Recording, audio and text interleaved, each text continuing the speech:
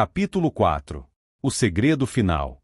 Numa tarde fria de fevereiro de 1891, 3 homens estavam envolvidos em uma conversa séria em Londres. Dessa conversa decorreriam consequências da maior importância para o Império Britânico e para o mundo como um todo. Pois esses homens estavam organizando uma sociedade secreta que seria, por mais de 50 anos, uma das forças mais importantes na formulação e execução da política imperial e externa britânica. Neste ponto, devemos retornar à história de Agatha Christie. Quando Monsieur Poirot concluiu o interrogatório dos passageiros do Orient Express, ficou espantado ao descobrir que todos eles haviam conhecido Daisy Armstrong ou algum membro de sua família, e todos tinham motivo para matar o Sr. Hatchett, também conhecido como Crosetti. O inspetor também suspeitou que todos estavam ocultando o que sabiam sobre o crime. Ele se perguntou como resolveria o assassinato quando havia tantos suspeitos e tantas pistas. Enfrentamos o mesmo problema hoje. Muitos grupos e organizações estão trabalhando para estabelecer um governo mundial e uma nova religião mundial. A mídia está mentindo para nós, organizações conservadoras estão nos enganando, e nossos líderes políticos estão fazendo tudo o que podem para nos impedir de descobrir a identidade de nosso inimigo. O professor Carroll Quigley morreu em 1976, e até onde sei, ninguém havia tentado validar sua pesquisa. Em 1980, decidi descobrir como ele sabia sobre a sociedade secreta de Cecil Rhodes, já que não havia referências nem notas de rodapé em seu livro. Entrei em contato com o Departamento de História da Universidade de Georgetown, onde o professor Quigley lecionava, e fui informado de que seus documentos haviam sido doados à biblioteca. Fechei minha clínica médica, viajei para Washington, D.C., e comecei a ler milhares de páginas de anotações, correspondências e manuscritos inacabados. Encontrei o que procurava entre suas cartas. O professor Quigley foi à Inglaterra pouco depois do fim da Segunda Guerra Mundial, e enquanto estava lá, conheceu Sir Alfred Zimmermann. Sir Alfred lecionava Relações Internacionais na Universidade de Oxford. Como ambos eram historiadores e compartilhavam interesses semelhantes, logo se tornaram amigos. Eventualmente, Sir Alfred contou ao professor Quigley sobre a sociedade secreta de Cecil Rhodes. Os membros da organização a chamavam de o grupo, ou a banda, ou simplesmente nós. Sir Alfred ingressou no movimento em 1910 e permaneceu no círculo interno do grupo até 1922, quando deixou de comparecer às reuniões porque discordava do plano de apoiar a Alemanha. Ele também estava preocupado porque eles apoiaram Adolf Hitler durante os anos que antecederam a Segunda Guerra Mundial. Sir Alfred pediu ao professor Quigley que não revelasse sua fonte de informação, embora não tivesse objeção a que ele escrevesse sobre a sociedade secreta. Com base no que aprendeu com Sir Alfred e em 10 anos de sua própria pesquisa, o professor Quigley acabou escrevendo um livro intitulado The Anglo-American Establishment, mas não conseguiu publicá-lo. Por quê? Porque, mesmo já na década de 1950, a maioria de nossas editoras era controlada pelo Eastern Establishment. Naquela época, havia apenas algumas poucas editoras conservadoras, e como o professor Quigley detestava os conservadores, não entrou em contato com elas. Seu manuscrito permaneceu esquecido entre seus papéis até 4 anos após sua morte, quando um editor obscuro obteve permissão para publicá-lo. As informações que aprendi ao estudar os documentos do professor Quigley e ao ler seu segundo livro, The Anglo-American Establishment, ajudaram-me a compreender parte da história da sociedade secreta de Cecil Rhodes, mas havia muito mais. O professor Quigley escreveu: disseram-me que a história que relato aqui seria melhor permanecer não contada, já que forneceria munição aos inimigos daquilo que admiro. Não compartilho dessa visão. A última coisa que eu desejaria é que qualquer coisa que eu escreva pudesse ser usada pelos anglófobos isolacionistas do Chicago Tribune. Mas sinto que a verdade tem o direito de ser dita e, uma vez dita, não pode ser um prejuízo para homens de boa vontade. O professor Quigley estava certo. A verdade precisa ser contada, e somos devedores a ele por seus anos de pesquisa diligente. Ele continuou: teria sido muito difícil escrever este livro se eu não tivesse recebido certa quantidade de ajuda de natureza pessoal de pessoas próximas ao grupo. Por razões óbvias, não posso revelar os nomes dessas pessoas. Mais tarde, ele escreveu: Sir Alfred Zimmermann, por exemplo, embora sempre próximo ao grupo, esteve em seu círculo interno apenas por um breve período, de 1910 a 1922, afastando-se depois lentamente para as órbitas externas do grupo. O professor Quigley descreveu a formação da sociedade secreta de Cecil Rhodes. Numa tarde fria de fevereiro de 1891, 3 homens estavam envolvidos em uma conversa séria em Londres. Dessa conversa decorreriam consequências da maior importância para o Império Britânico e para o mundo como um todo. Pois esses homens estavam organizando uma sociedade secreta que seria, por mais de 50 anos, uma das forças mais importantes na formulação e execução da política imperial e externa britânica. As Bolsas Rhodes, estabelecidas pelos termos do Sétimo Testamento de Cecil Rhodes, são conhecidas por todos. O que não é tão amplamente conhecido é que Rhodes, em 5 testamentos anteriores, deixou sua fortuna para formar uma sociedade secreta, que se dedicaria à preservação e expansão do Império Britânico. E o que aparentemente não é conhecido por ninguém é que essa sociedade secreta foi criada por Rhodes e seu principal curador, Lord Milner, e continua a existir até hoje. Sir Alfred não foi a única fonte de informação do professor Keighley. Houve muitas outras, listei 4 delas abaixo como 1, 2, 3 e 4. Descobri 3 fontes adicionais, que estão listadas como 5, 6 e 7. 1. William Testiad foi membro da sociedade secreta de Cecil Rhodes, mas foi expulso porque se opôs à Guerra dos Boeres. Alguns anos depois, escreveu sobre a sociedade em The Last Will and Testament of Cecil John Rhodes, em um artigo na Review of Reviews, e também em seu diário. Frederick Witt escreveu uma biografia de William Testiad com base nesse diário. A citação a seguir é retirada dessa biografia. Nela, aprendemos que Rhodes visitou Stiad em fevereiro de 1891 e que a conversa concentrou-se logo na sociedade secreta. A Sociedade dos Eleitos Rhodes gostava dessa palavra, que deveriam comprometer-se a trabalhar pelo Império Britânico da mesma forma que os jesuítas trabalharam para a Igreja de Roma. Telegrafiei para Brett, que chegou 2 horas depois, e tivemos uma longa conversa. O resultado final disso foi que o arranjo ideal seria, tanto quanto podíamos ver naquele momento, Rhodes, general da sociedade, Stiad, Brett e Milner, formando uma junta de 3. Depois de Rhodes, Stiad seria o general, com o terceiro, que poderia ser Hoteldild em sucessão. Por trás deles, Manning, os Botes, o pequeno Johnston, Albert Grey, Arthur Balfour, constituindo um círculo de iniciados. O fato de Arthur Balfour ter sido escolhido para se tornar membro do círculo de iniciados é importante. Você aprenderá mais sobre ele à medida que nossa história avança. 11 anos depois, em 1902, Arthur Balfour tornou-se primeiro-ministro da Grã-Bretanha. 2. O professor Keighley descobriu uma cópia da Confissão de Fé de Cecil Rhodes entre os papéis de Lord Milner. Nela, Cecil Rhodes fez a seguinte pergunta retórica: por que não deveríamos formar uma sociedade secreta com apenas um objetivo, o fortalecimento do Império Britânico, para trazer todo o mundo incivilizado sob o domínio britânico, para a reconquista dos Estados Unidos, para fazer da raça anglo-saxônica um só império? A Confissão de Fé de Rhodes foi anexada aos primeiros 5 de seus 7 testamentos.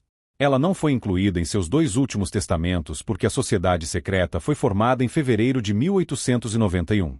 3. O professor Keighley teve permissão para examinar os registros secretos do grupo da mesa redonda. 4. Documentação extensa do fato de que Cecil Rhodes criou uma sociedade secreta pode ser encontrada no capítulo 3 do livro do professor Keighley, The Anglo-American Establishment. 5. H. G. Wells escreveu sobre a sociedade secreta em seu livro The New Machiavelli. Em um livro anterior, Experimenting Autobiography, ele escreveu sobre um clube de jantar do qual havia participado, chamado de Coeficientes. Os membros eram recrutados de 2 grupos. Bertrand Russell, George Bernard Shaw, H. G. Wells e Sidney Webb representavam os socialistas fabianos. Lord Milner, Leopold Amery, Lord Brand, Sir Edward Grey, Lord Cecil e vários outros representavam a aristocracia britânica. Lord Milner, Lord Brand e Leo Amery também eram membros da Sociedade Secreta de Rhodes, e Sir Edward Grey era um membro, ou estreitamente alinhado a ela. Os 2 grupos controlaram a política externa e interna da Grã-Bretanha por muitos anos. Leo Amery ingressou na Sociedade Secreta de Rhodes durante a Guerra dos Boeres e permaneceu membro pelo resto de sua vida. Em 1940, ele levantou-se de seu assento no parlamento, apontou para o primeiro-ministro Neville Chamberlain e gritou: "Você já se sentou tempo demais aqui para qualquer bem que tenha feito. Vá-se, eu digo, acabemos logo com você. Em nome de Deus, vá." Neville Chamberlain renunciou alguns dias depois, e Winston Churchill tornou-se primeiro-ministro da Grã-Bretanha. Ele era membro da Sociedade Secreta? Eu não sei, mas tenho uma cópia de uma carta que ele enviou a H. G. Wells, na qual escreveu: "É absolutamente impossível, como tenho certeza de que você percebe, que eu discuta esses assuntos fora do círculo secreto." No capítulo 1, observei a referência de Winston Churchill ao poema de Lord Tennyson, Locksley Hall, como a mais maravilhosa das profecias modernas. Por que Churchill apoiou o esforço de Cecil Rhodes para federar o mundo? A resposta a essa pergunta irá surpreendê-lo.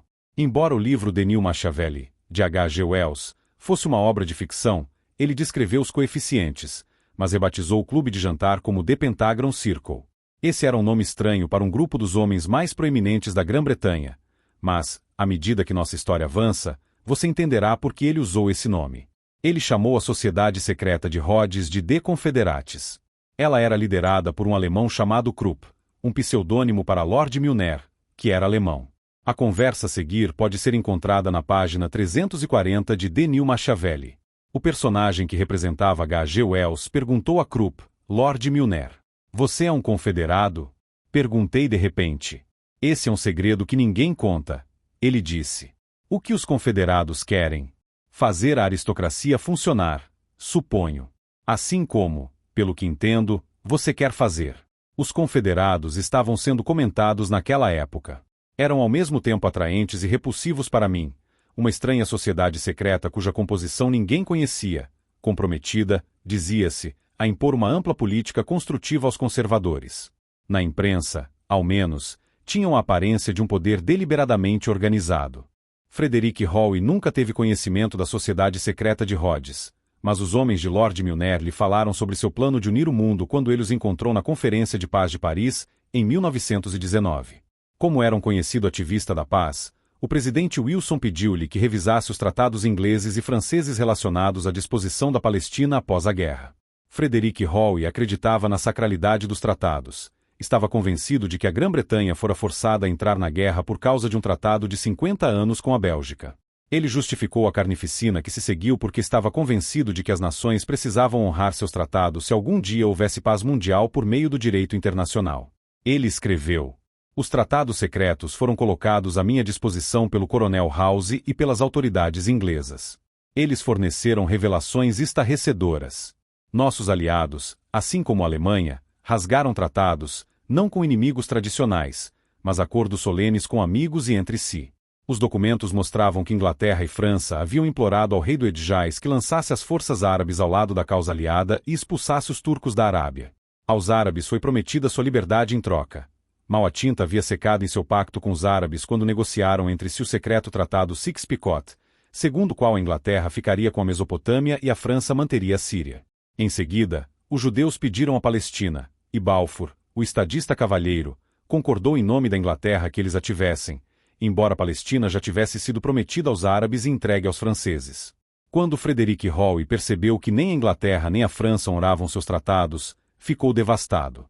Ele concluiu que deveria haver outra razão para a entrada da Grã-Bretanha na guerra. Alguns observadores diziam que a guerra fora travada por imperialismo econômico e que a Grã-Bretanha entrará no conflito para expandir seu império comercial. Quando Frederick Howe se encontrou com os homens de Lord Milner, aprendeu a verdadeira razão do conflito. Em seu livro The Confessions of a Reformer, ele escreveu: "Certa noite, um grupo de jovens ingleses me visitou no Hotel Chatham. Eram homens de Oxford e Cambridge, brilhantes, amistosos, afáveis. Alguns dias depois, fui convidado a tomar café da manhã com eles. Ao chegar, descobri que estava na casa de Lloyd George, que Philip Kerr, meu anfitrião, era o secretário de Lloyd George. Ele e seus associados, Lionel Curtis, Arnold Toynbee e outros, eram conhecidos como os homens de Lord Milner. Eram editores do periódico conhecido como The Round Table e haviam organizado uma conferência imperial em cada uma das colônias britânicas. Fiquei espantado ao descobrir que eles mal conheciam o significado das palavras imperialismo econômico. O imperialismo não era econômico, era o fardo do homem branco. Uma missão sagrada, assumida para o bem-estar de povos incapazes de autogoverno. A guerra não estava de modo algum relacionada ao conflito de interesses financeiros.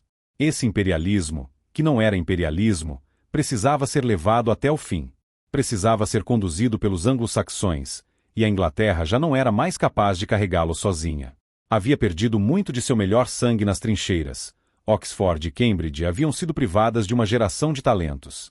O único país em que se podia confiar para compartilhar o fardo do homem branco era a América. A América precisava ajudar. Ela precisava carregá-lo. Por que a Primeira Guerra Mundial foi travada? Por causa de um imperialismo que não era imperialismo, por causa do fardo do homem branco. Uma missão sagrada assumida para prover o bem-estar de povos incapazes de autogoverno. A Primeira Guerra Mundial foi travada para colocar todas as nações sob o controle de uma autoridade mundial.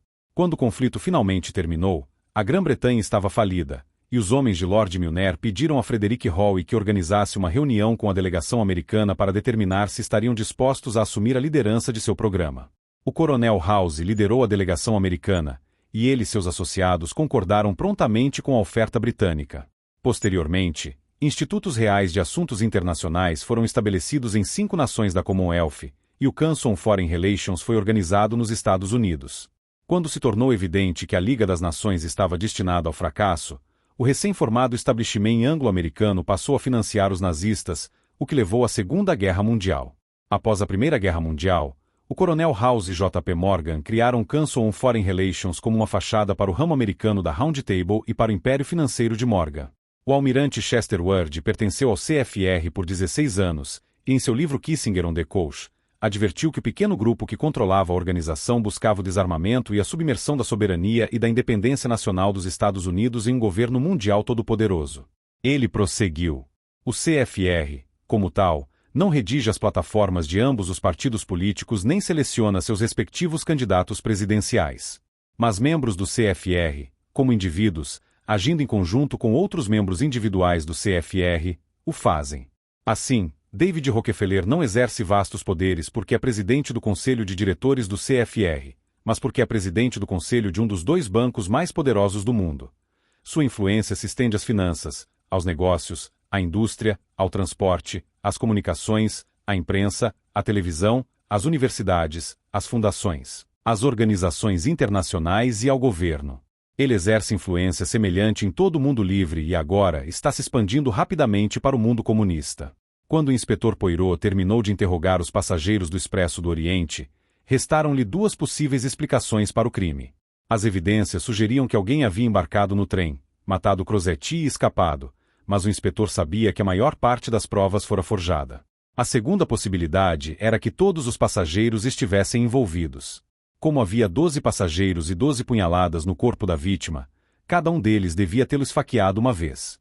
O inspetor Poirot reuniu todos no vagão-salão e anunciou que havia solucionado o crime. Primeiro, discutiu a possibilidade de que uma pessoa desconhecida tivesse matado Crosetti, mas prontamente descartou essa teoria. Em seguida, observou que cada um dos passageiros tinha tanto motivo quanto uma oportunidade para cometer o crime e sugeriu que todos haviam participado. Quando terminou sua exposição, alguns dos passageiros começaram a chorar, enquanto outros permaneceram estoicamente sentados, percebendo que seu plano fora descoberto.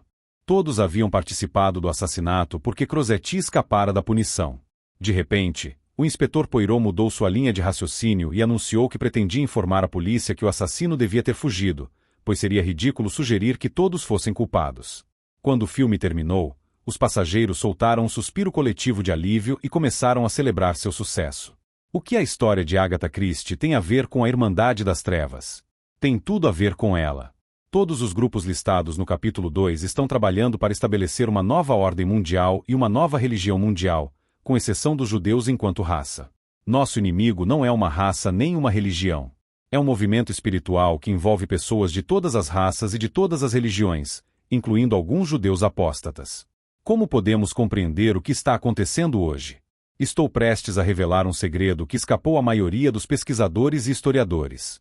O professor Kigley nos disse que Cecil John Rhodes criou uma sociedade secreta para trazer o mundo civilizado sob o controle do Império Britânico e reunificar os Estados Unidos com a Inglaterra. Frank Aidelot, o diretor americano do Rhodes Trust, acrescentou que Rhodes queria organizar um poder tão grande a ponto de, no futuro, tornar as guerras impossíveis. Esse conceito evoluiu gradualmente para o esforço atual de unificar o mundo. O professor Kigley acreditava que a ideia de Rhodes se originara com o professor John Ruskin, que lecionava apreciação de arte na Universidade de Oxford durante os primeiros anos da segunda metade do século XIX. O professor Kigley nos disse que Cecil Rhodes assistiu à aula inaugural do professor Ruskin em 1870, copiou a palestra à mão e a carregou consigo pelo resto da vida. Isso é verdade, mas a parte mais importante da história foi ignorada. O professor Kigley não compreendeu a importância do fato de que John Ruskin era um ocultista. Ao longo dos séculos, alguns homens e mulheres buscaram um conhecimento proibido, e, se o descobriam, cumpriam sua obrigação dedicando suas vidas a unir o mundo. Platão defendia esse objetivo, e John Ruskin lia Platão todos os dias. Quando Cecil Rhodes ouviu o chamado retumbante do professor Ruskin, foi tomado por um desejo ardente de dedicar sua vida à unificação do mundo. Outros que caíram sob a influência de Ruskin uniram-se a ele, mas a maioria deles estava sob influência de outro poder, o segundo poder mais importante do mundo. Anteriormente citei parte da confissão de fé de Cecil Rhodes, mas deixei de fora a parte mais importante. Ele escreveu: nos dias atuais, torno-me membro da ordem maçônica. Vejo a riqueza e o poder que eles possuem, a influência que exercem, e reflito sobre suas cerimônias, perguntando-me como um grande corpo de homens pode dedicar-se ao que por vezes parece o mais ridículo e absurdo dos ritos, sem um objeto e sem um fim. A ideia, cintilando e dançando diante dos olhos como um fogo fato, por fim se estrutura em um plano. Por que não formaríamos uma sociedade secreta com apenas um objetivo, o fortalecimento do Império Britânico, para trazer todo o mundo incivilizado sob o domínio britânico, para a recuperação dos Estados Unidos, para fazer da raça anglo-saxã um único império?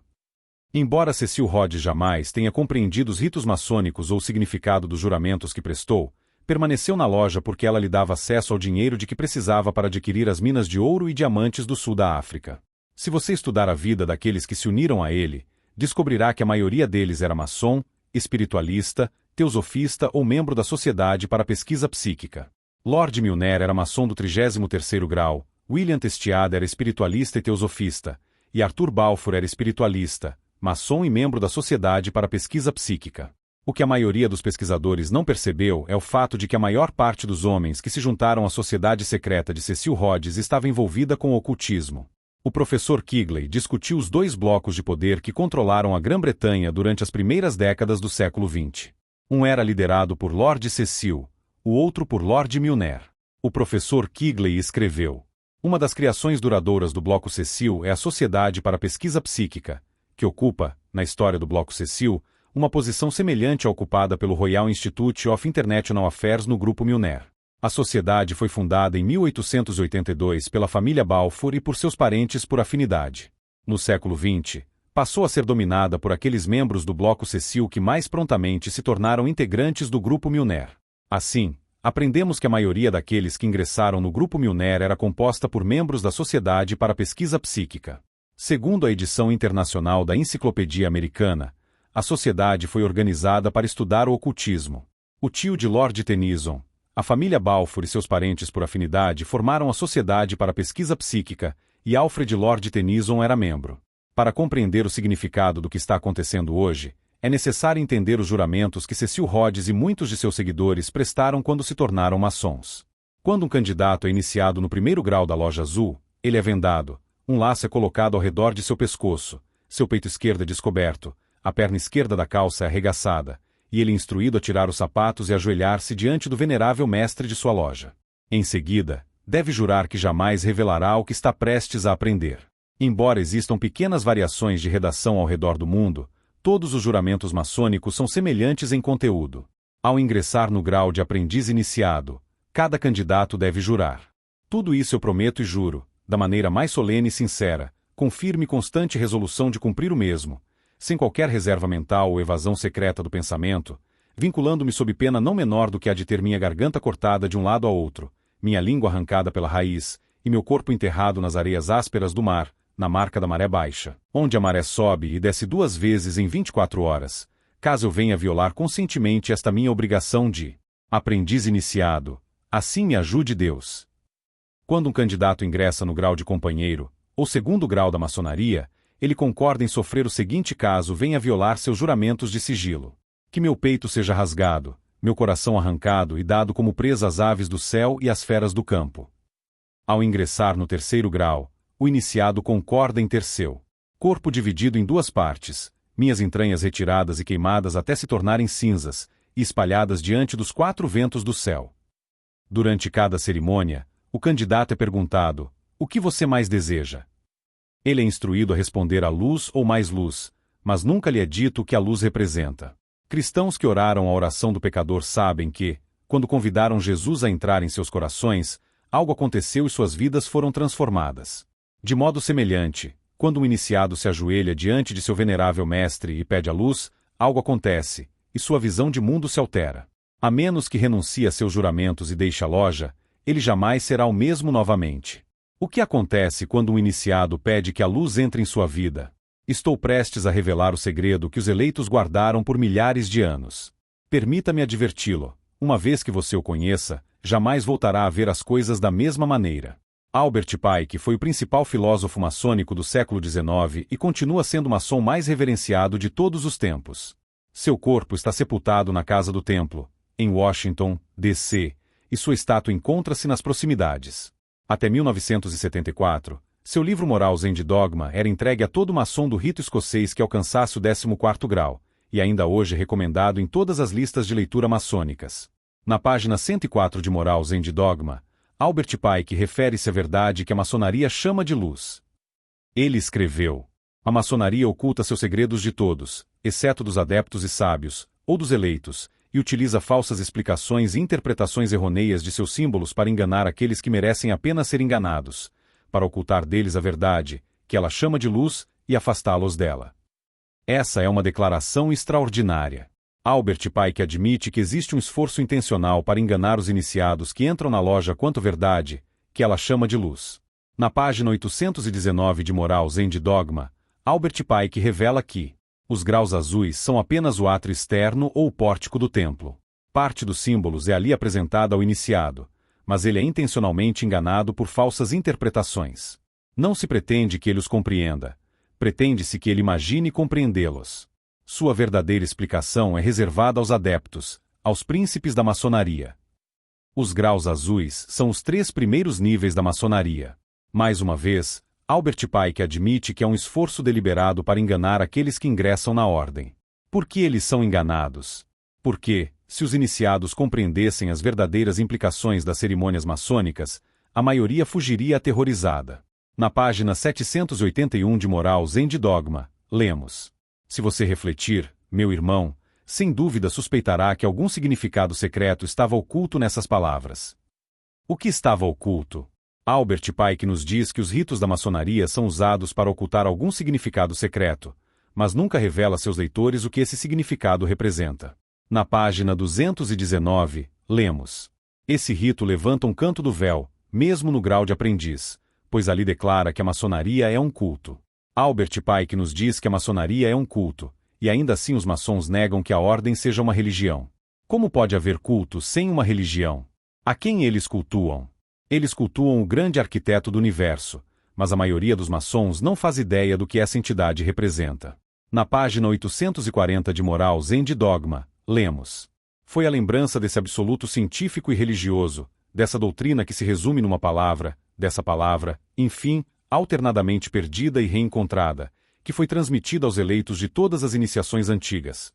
Foi essa mesma lembrança, preservada, ou talvez profanada, na célebre Ordem dos Templários, que se tornou, para todas as associações secretas, dos Rosa Cruz, dos Iluminados e dos maçons herméticos, a razão de seus ritos estranhos, de seus sinais mais ou menos convencionais. Sobretudo, de sua dedicação mútua e de seu poder. Essa declaração foi elaborada para ajudar aqueles que ingressam no 32º grau do rito escocês a compreender o segredo da maçonaria. Disse a eles que a palavra, o conhecimento secreto, foi transmitida aos líderes das iniciações antigas, os eleitos, preservada pelos templários e depois passada adiante por meio da Rosa Cruz, os Rosacruzes, e dos Illuminati até os maçons herméticos, os maçons. A palavra, ou conhecimento secreto, foi incorporada ao simbolismo de seus ritos. Qual é o segredo? Quando um iniciado aprende o mistério de sua ordem, ele tem acesso ao poder. Manly P. Hall foi o principal filósofo maçônico do século XX. Seu livro Lectures on Ancient Philosophy revela que existem 2 níveis da maçonaria, uma fraternidade exterior, conhecida por todos, e uma fraternidade interior dedicada ao estudo do misterioso Arcanum Arcanorum. Manly P. Hall escreveu: a maçonaria é uma fraternidade dentro de uma fraternidade, uma organização exterior que oculta uma irmandade interior dos eleitos. A sociedade visível é uma esplêndida camaradagem de homens livres e aceitos, conclamados a dedicar-se a objetivos éticos, educacionais, fraternais, patrióticos e humanitários. A sociedade invisível é uma fraternidade secreta e augustíssima, cujos membros são dedicados ao serviço de um misterioso Arcanum Arcanorum. Você não pode compreender a importância nem da força obscura que energizava Cecil John Rhodes, nem do estranho símbolo no verso da nota de dólar, sem compreender o misterioso Arcanum Arcanorum. Você já se perguntou por que há uma pirâmide inacabada coroada por um olho que tudo vê em nossa moeda? Especialistas nos dizem. O olho de Deus no selo é um símbolo que representa a visão espiritual e que foi utilizado em muitas sociedades secretas, incluindo os Rosacruzes e os maçons. A pirâmide é um símbolo de poder material e foi usada por muitas culturas antigas como uma câmara de iniciação. O número 13 denota o mal e o azar. A superstição sustenta que a sexta-feira 13 é uma data perigosa, e muitos hotéis não têm um 13º andar, mas poucas pessoas sabem o motivo. Jacques de Molay, o líder dos Cavaleiros Templários, foi preso numa sexta-feira, 13 de outubro de 1307. Outros autores nos dizem. O número 13 incorpora uma qualidade-chave para os Estados Unidos, pois aparece repetidamente no Grande Selo, além de ser o número das colônias originais. Em todo o selo, o número 13 é usado 13 vezes, no número de estrelas, nas nuvens ao redor das estrelas, nas listras, nas flechas, nas folhas e frutos do ramo de oliveira, nas penas da cauda, nas camadas de pedras da pirâmide, no número de letras em pluribus unum e em anuit coeptis. O termo novusor do seclorum sob a pirâmide alude à nova ordem secular que está por vir.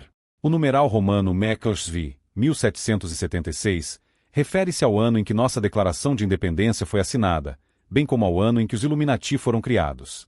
Manly P. Hall explicou a origem do emblema ocultista no verso da nota de dólar. Por mais de 3.000 anos, sociedades secretas trabalharam para criar o pano de fundo de conhecimento necessário ao estabelecimento de uma democracia esclarecida entre as nações do mundo. Homens ligados por um juramento secreto para trabalhar pela causa da democracia mundial decidiram que, nas colônias americanas, plantariam as raízes de um novo modo de vida. Irmandades foram estabelecidas para se reunir secretamente, e elas, silenciosa e diligentemente, condicionaram a América ao seu destino de liderança em um mundo livre. No reverso do grande selo de nossa nação há uma pirâmide inacabada para representar a própria sociedade humana, imperfeita e incompleta. Acima dela flutua o símbolo das ordens esotéricas, o triângulo radiante com seu olho que tudo vê. Há apenas uma possível origem para esses símbolos, e elas são as sociedades secretas que chegaram a este país 150 anos antes da Guerra Revolucionária. O emblema foi colocado no verso do Grande Selo dos Estados Unidos em 1789 e permaneceu oculto do público até que Henry Wallace convenceu o presidente Roosevelt de que ele deveria ser exibido no verso da nota de dólar. Tanto Henry Wallace quanto o presidente Roosevelt eram maçons do 32º grau. Henry Wallace também esteve envolvido em outras atividades ocultistas. Alguns historiadores remontam a origem da maçonaria moderna aos Cavaleiros Templários, uma ordem religiosa organizada em Jerusalém em 1118. Os templários deveriam proteger os peregrinos que viajavam para a Terra Santa, mas muitos deles estavam muito mais interessados em aprender o conhecimento proibido dos sábios. Depois que os muçulmanos tomaram Jerusalém em 1187, um grupo de templários retornou à Europa e utilizou seu conhecimento esotérico para acumular grande riqueza. Eles logo se tornaram os banqueiros centrais da Europa, e tanto a Igreja Católica quanto as monarquias passaram a contrair empréstimos com eles. Parecia que tudo que os templários faziam resultava em lucro considerável. Então, em 1307, Jacques de Molay, seu líder, foi preso e acusado de heresia. Alguns anos depois, foi queimado na fogueira. Alguns de seus seguidores escaparam para a Escócia, onde viveram o resto de suas vidas na obscuridade. Muitas pessoas acreditam que a maçonaria moderna dá continuidade às tradições dos templários, porque tanto o rito de York quanto os ritos escoceses da maçonaria oferecem graus de cavaleiros templários. Historiadores católicos afirmam que a ordem foi suprimida porque blasfemava contra Deus e observam que muitos templários confessaram sua heresia. Pesquisadores maçônicos afirmam que os templários foram proscritos porque o papado e as monarquias não queriam quitar seus empréstimos, e que as confissões eram inválidas porque foram obtidas sob tortura. Como podemos descobrir a verdade sobre a supressão dos cavaleiros templários? Manly P. Hall teve acesso ao conhecimento oculto. Ele escreveu: Jacques de Molay foi queimado pela Santa Inquisição apenas porque usava a cruz vermelha do templo. Quais eram esses segredos aos quais ele permaneceu fiel até a morte? Seus cavaleiros companheiros pereceram com ele apenas porque haviam acumulado uma fortuna e exercido um grau incomum de poder temporal? Não foi o poder físico dos templários, mas o conhecimento que haviam trazido do Oriente, que a Igreja temia. Os templários haviam descoberto parte do grande Arcanum. Haviam se tornado sábios nesses mistérios que haviam sido celebrados em Meca milhares de anos antes do advento de Maomé, haviam lido algumas páginas do terrível livro do Anthropos, e por esse conhecimento estavam condenados a morrer. Segundo Manly P. Hall, os templários foram suprimidos porque descobriram o segredo do terrível livro do Anthropos. Agora você deve reler as instruções dadas aos candidatos que ingressam no 32º grau da maçonaria. Foi a lembrança desse absoluto científico e religioso, dessa doutrina que se resume numa palavra, dessa palavra, enfim, alternadamente perdida e reencontrada, que foi transmitida aos eleitos de todas as iniciações antigas. Foi essa mesma lembrança, preservada, ou talvez profanada, na célebre Ordem dos Templários, que se tornou, para todas as associações secretas, da Rosa Cruz, dos Iluminados e dos maçons herméticos, a razão de seus ritos estranhos, de seus sinais mais ou menos convencionais. Sobretudo, de sua dedicação mútua e de seu poder. Albert Pike prossegue explicando que o segredo da maçonaria teve origem com os magos antigos, foi revelado de forma imperfeita pelos gnósticos e apenas intuído pelos templários. Ele escreve: a ciência oculta dos magos antigos estava ocultada sob as sombras dos mistérios antigos, foi imperfeitamente revelada, ou antes, desfigurada, pelos gnósticos, é apenas pressentida nas obscuridades que encobrem os supostos crimes dos templários, e é encontrada envolta em enigmas que parecem impenetráveis nos ritos da maçonaria superior. O magismo era a ciência de Abraão e de Orfeu, de Confúcio e de Zoroastro. Eram os dogmas dessa ciência que foram gravados nas tábuas de pedra por Enoque e Trismegisto. Aqui aprendemos que o segredo da maçonaria pode ser encontrado nos ensinamentos de Zoroastro. Seus seguidores acreditam que existem dois deuses, um deus bom e um deus mau, um deus da luz e um deus das trevas. O deus mau também é conhecido como demônio. Eles acreditam que as duas forças estão em conflito constante. Segundo Albert Pike, a batalha começou no Jardim do Éden. Ele nos diz: o príncipe das trevas fez Adão, cuja alma era da luz divina, concedida pelos éons, e cujo corpo era de matéria, de modo que ele pertencia a ambos os impérios, o da luz e o das trevas. Para impedir que a luz escapasse de imediato, os demônios proibiram Adão de comer o fruto do conhecimento do bem e do mal, pelo qual ele teria conhecido o império da luz e o das trevas. Ele obedeceu. Um anjo da luz induziu a transgredir e lhe deu os meios da vitória, mas os demônios criaram Eva, que o seduziu. Este é um dos trechos mais importantes que você jamais encontrará. Releia-o várias vezes. Segundo Albert Pike, Nosso Senhor era o príncipe das trevas e o demônio. A serpente do Éden era um anjo de luz. Isso é loucura ou algo muito mais sinistro? Qual é o segredo que foi transmitido ao longo das eras? A resposta pode ser encontrada na página 321 de Morals and Dogma, onde você descobrirá a fonte da luz que os maçons buscam. Albert Pike escreveu: Lúcifer, o portador da luz. Nome estranho e misterioso para dar ao espírito das trevas. Lúcifer, o filho da manhã. É ele quem porta a luz, e com seus esplendores intoleráveis, cega as almas fracas, sensuais ou egoístas. Não duvide disso, pois as tradições estão repletas de revelações e inspirações divinas. Manly P. Hall esclareceu a afirmação de Albert Pike quando escreveu: quando o maçom aprende que a chave para o guerreiro no bloco é a aplicação correta do dínamo do poder vivo, ele aprendeu o mistério de sua arte. As energias fervilhantes de Lúcifer estão em suas mãos. Helena Petrovna Blavatsky tornou-se maçom e, mais tarde, canalizou os 3 volumes de seu livro A Doutrina Secreta. Adolf Hitler, Margaret Sanger, Thomas Edison, William Testiad, Arthur Conan Doyle, Henry Wallace e muitos outros leram seus livros e abraçaram sua filosofia. Suas crenças são a base dos escritos de Alice Bailey, do Lucy Strast e do movimento Nova Era. No volume 2 de A Doutrina Secreta, Madame Helena Petrovna Blavatsky escreveu: neste caso, é apenas natural ver Satanás, a serpente do Gênesis, como verdadeiro criador e benfeitor, o pai da humanidade espiritual. Pois foi ele quem foi o arauto da luz, o brilhante e radiante Lúcifer, que abriu os olhos do autômato criado por Jeová, como se alega, e foi ele quem primeiro sussurrou: no dia em que dele comerdes, sereis como Elohim, conhecendo o bem e o mal, só pode ser considerado sob a luz de um Salvador. E agora está comprovado que Satanás, ou dragão vermelho e flamejante, o senhor do fósforo, o enxofre foi um aprimoramento teológico, e Lúcifer, ou portador da luz, está em nós, é a nossa mente, nosso tentador e redentor, nosso libertador inteligente e salvador do puro animalismo. Sem esse princípio, certamente não seríamos melhores do que animais. Agora você conhece o segredo que foi transmitido ao longo das eras. Os magos antigos, os adeptos das religiões de mistério, os seguidores de Confúcio e Zoroastro, os templários, os Rosacruzes, Os iluminados e os maçons herméticos todos adoravam Lúcifer. Em troca, ele lhes concedia riqueza e poder. A maioria dos maçons não tem qualquer compreensão do misterioso Arcanum Arcanorum, mas eles são utilizados por aqueles que o compreendem. As religiões ocultistas são apenas parte do nosso problema. O Conselho de Relações Exteriores, o Grupo Bilderberg, a Comissão Trilateral, o Clube de Roma e quase todos os outros grupos listados no capítulo 2 podem ser rastreados até o ocultismo.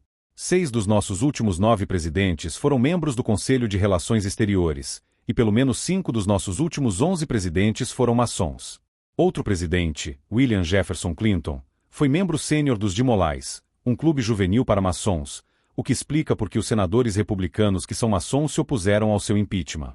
O presidente Roosevelt e o presidente Truman lotaram a Suprema Corte dos Estados Unidos com maçons e, entre 1941 e 1971, controlaram o mais alto tribunal do país. Durante esse período de 30 anos, removeram Deus, a oração e a Bíblia das escolas em um esforço para destruir a herança cristã da nossa nação.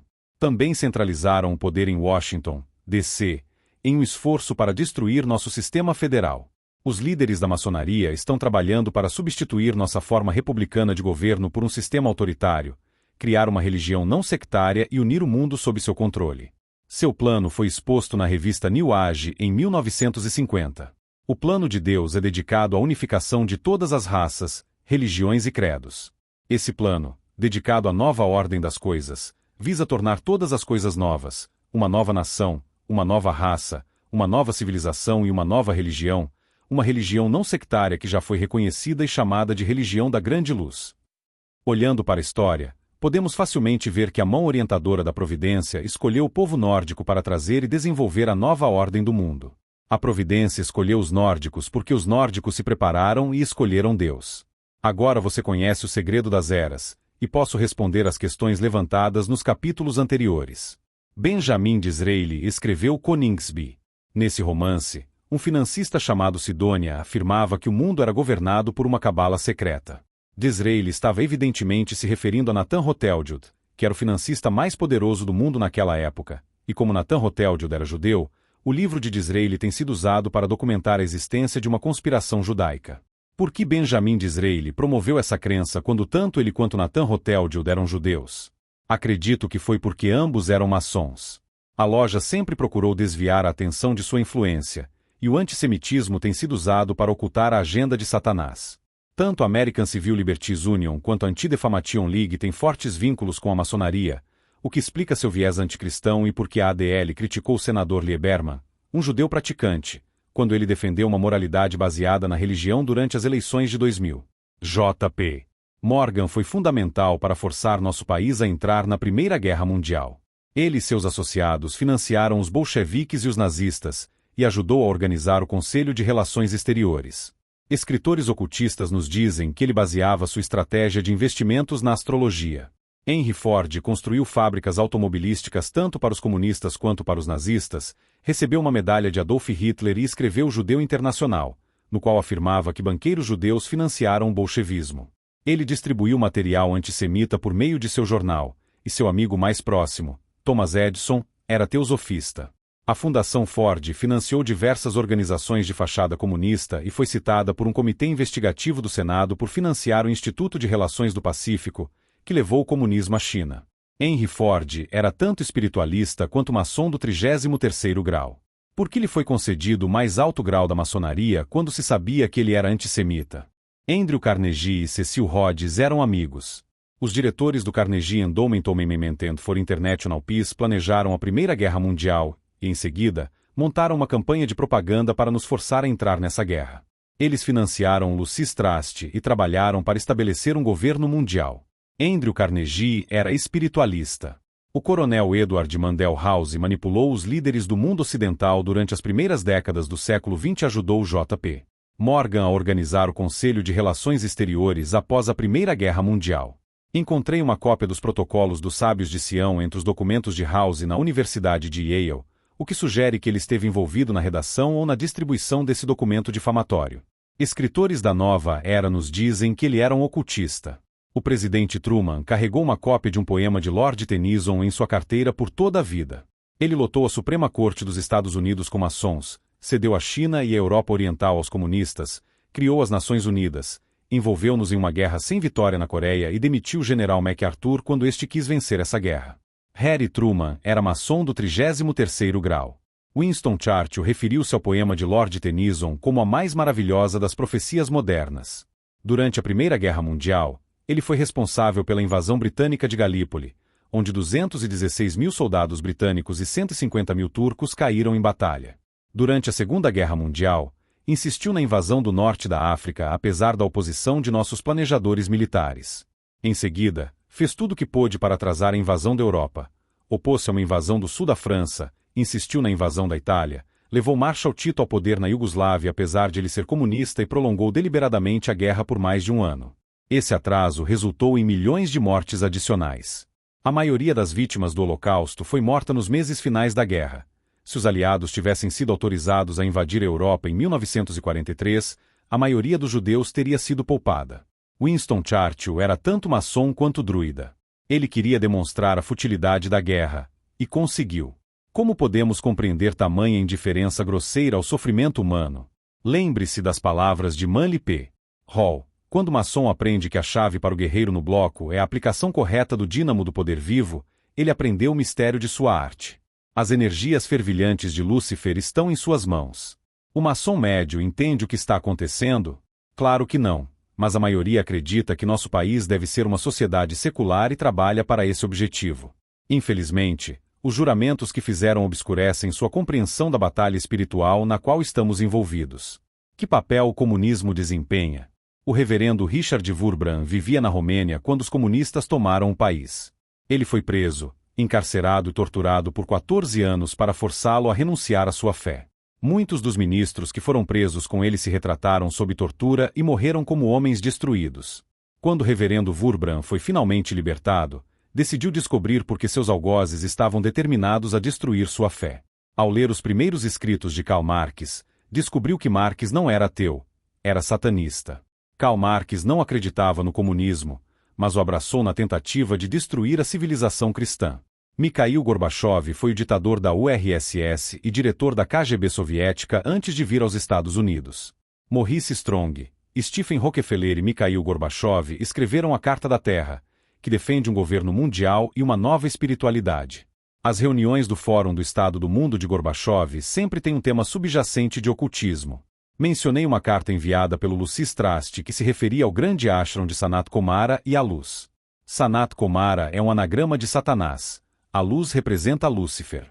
Algumas pessoas acreditam que autoridades governamentais estão encobrindo o fato de que OVNIs são reais e que alienígenas visitaram nosso planeta. Nada poderia estar mais distante da verdade. OVNIs provavelmente são manifestações demoníacas, e alienígenas são demônios ou anjos caídos. Bárbara Marques Hubbard é uma das líderes do movimento Nova Era. Em seu livro O Livro da Cocriação, ela discute o significado oculto do Apocalipse de São João, o Divino. Seu manuscrito foi canalizado por um espírito que ela chamou de A Luz de Cristo. Ela citou Apocalipse 6:8. E olhei, e eis um cavalo amarelo, e o nome do que estava sentado sobre ele era Morte, e o inferno seguia, e foi-lhes dado poder sobre a quarta parte da terra, para matar a espada, e pela fome, e pela mortandade, e pelas feras da terra. A Luz de Cristo explicou o verdadeiro significado dessa passagem. De todo o espectro da personalidade humana, um quarto está escolhendo transcender com todo o seu coração, mente e espírito. Um quarto é resistente à eleição. Eles não se sentem atraídos pela vida em constante evolução. Seu eu superior é incapaz de penetrar a densidade de seus sentidos mamíferos. Eles não podem ser alcançados. São sementes defeituosas. Agora, à medida que nos aproximamos da mudança quântica do humano-criatura para o humano-cocriador, um quarto destrutivo deve ser eliminado do corpo social. Felizmente, vocês, amados, não são responsáveis por esse ato. Nós somos. Nós estamos encarregados do processo de seleção de Deus para o planeta Terra. Ele seleciona, nós destruímos. Nós somos os cavaleiros do cavalo amarelo, a morte. Viemos trazer a morte àqueles que são incapazes de conhecer Deus. Fazemos isso em favor do mundo. Os cavaleiros do cavalo amarelo estão prestes a passar entre vocês. Ceifadores sombrios, eles separarão o trigo do joio. Este é o período mais doloroso da história da humanidade. Vocês não precisam participar da destruição. Vocês serão responsáveis pela construção que começará quando as tribulações chegarem ao fim. Acredito que o espírito que canalizou essas palavras era um demônio. Bárbara Marques Hubbard foi consultora do nosso Departamento de Defesa e concorreu à indicação do Partido Democrata para a vice-presidência em 1984. É possível acessar seu site na internet. Martinho Lutero compreendeu a batalha que enfrentamos quando escreveu: Castelo forte é nosso Deus. Refúgio e fortaleza. Socorro sempre presente. Na angústia e na tristeza. Pois nosso antigo inimigo procura nos causar dor. Grande é seu poder e astúcia. Armado de cruel furor. Na terra não há igual. Se confiássemos em nossa própria força, nossa luta estaria perdida. Mas por nós combate o homem certo, escolhido por Deus em sua vinda. Perguntas quem pode ser? Jesus Cristo é ele. Senhor dos exércitos é seu nome. De eternidade a eternidade o mesmo. E ele vencerá a batalha. E ainda que este mundo, cheio de demônios, queira nos devorar, não temeremos, pois Deus quer sua verdade triunfar. O príncipe das trevas, feroz, não nos fará tremer. Podemos suportar sua fúria, pois certa é sua derrota. Uma só palavra o fará cair.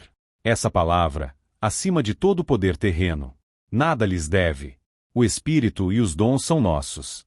Por meio de aquele que conosco permanece. Bens e parentes podem ir. Esta vida mortal também. O corpo podem matar. A verdade de Deus permanece. Seu reino é para sempre. Amém. São Paulo nos advertiu sobre as forças espirituais que estão alinhadas contra nós quando escreveu: Revesti-vos de toda a armadura de Deus, para que possais estar firmes contra as astutas ciladas do diabo.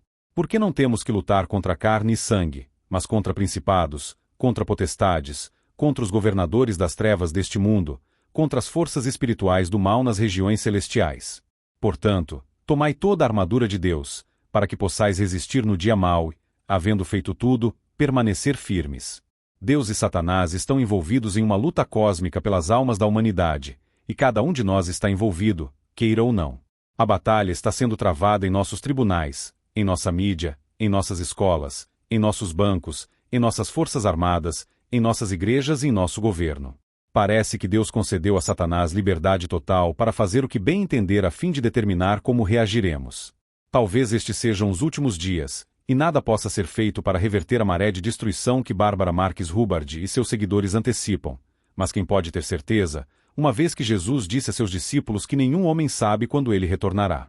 O que acontecerá se Cristo retornar 30 anos depois de a América ter caído, e bilhões de pessoas tiverem sido massacradas porque estávamos ocupados demais para nos envolver? Se isso acontecer, como justificaremos nossa falta de preocupação? Algumas pessoas que dizem que nada pode ser feito são covardes, outras estão trabalhando para o inimigo. O que devemos fazer?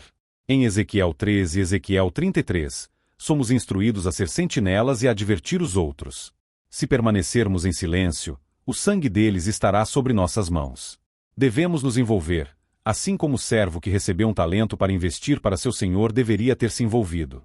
Porque nada fez, foi punido. Devemos orar como se tudo dependesse de Deus e trabalhar como se tudo dependesse de nós. Os cristãos enfrentarão perseguição nos dias que estão por vir, e devemos preparar a nós mesmos e as nossas famílias para essa eventualidade. Estamos engajados em uma batalha pelos corações e mentes dos homens. Devemos fazer o nosso melhor e reconhecer que, em última instância, a batalha pertence ao Senhor. Esta história começou com 3 poemas. O primeiro poema foi escrito por Alfred Lord Tennyson, que esteve envolvido com o ocultismo. Seu poema oferecia uma visão de uma utopia na qual todos os homens viverão felizes sob um governo mundial. O segundo poema foi escrito por Rudyard Kipling. Quase todos os primeiros livros de Kipling tinham suásticas gravadas em suas capas porque ele era tanto maçom quanto ocultista. O terceiro poema foi escrito por James Russell Lowell para imortalizar a batalha eterna entre Deus e Satanás. Parte de seu poema foi incorporada a um dos grandes hinos da cristandade, e conclui minha história com suas palavras. Uma vez, para todo homem e toda nação, chega o momento de decidir, na luta da verdade com a falsidade, por qual lado ficar, o do bem ou o do mal. Alguma grande causa, o novo Messias de Deus, oferecendo a cada um a flor ou a ruína. E a escolha passa para sempre, entre aquela escuridão e aquela luz. Então, ficar ao lado da verdade é nobre. quando partilhamos seu miserável pão. Antes que sua causa traga fama e lucro, e seja próspero ser justo, então é o homem valente que escolhe, enquanto o covarde permanece à parte, até que a multidão faça virtude da fé que havia negado. À luz de mártires ardentes, Cristo, seguimos teus pés sangrando, trabalhando sempre em novos calvários, com a cruz que não retrocede. Novas ocasiões ensinam novos deveres. O tempo torna o antigo bem impróprio. Devem sempre subir e avançar aqueles que desejam acompanhar a verdade. Embora a causa do mal prospere, ainda assim somente a verdade é forte. Embora sua porção seja o cadafalso, e no trono esteja o erro, ainda assim o cadafalso governa o futuro. E, por trás do obscuro desconhecido, está Deus dentro da sombra, vigiando os que lhe pertencem.